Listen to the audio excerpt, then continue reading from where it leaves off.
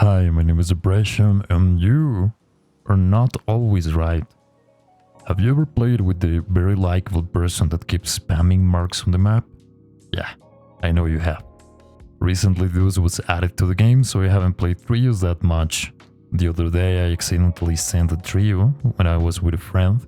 My friend doesn't have our level of unemployment, so they don't know too much about the game. And since I am a person with common sense, I always play duos with them.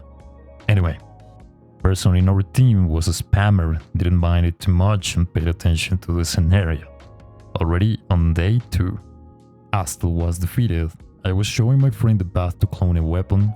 Random person on the team went ahead and died fighting Lorena. They never stopped spamming, and then something really funny followed that.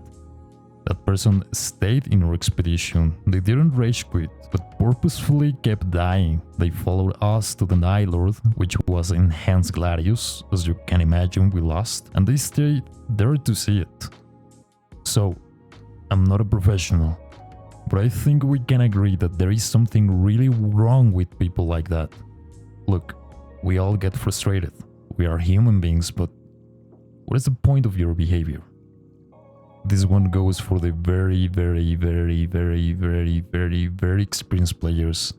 I don't know why, but I have to mention that there are weaknesses and resistances. You know, certain bosses are resistant to fire and they are weak to holy. Yeah, the game tells you with a little icon that you can see in there. You can find that same icon on weapons, so that way you know that, oh, this dude is weak to this specific thing. And the other day I was playing duos.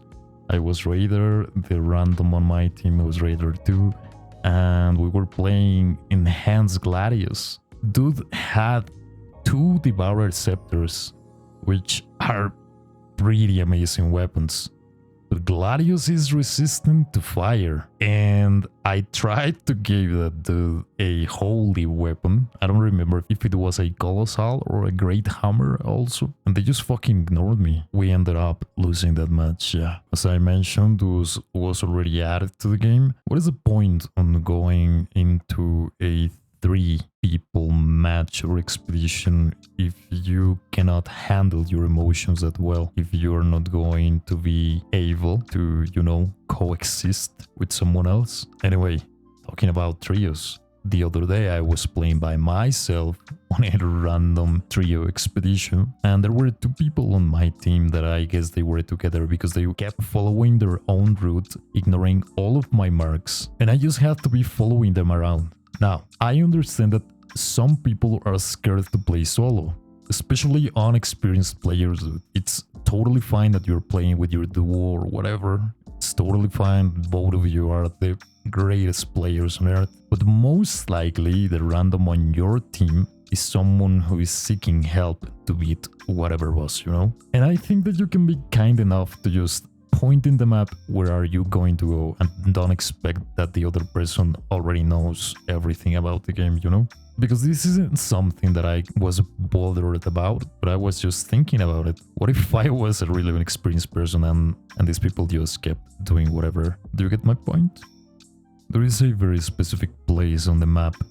There is a Gaul, and there is a boss right beside the Gaul. I know you know what place I'm talking about.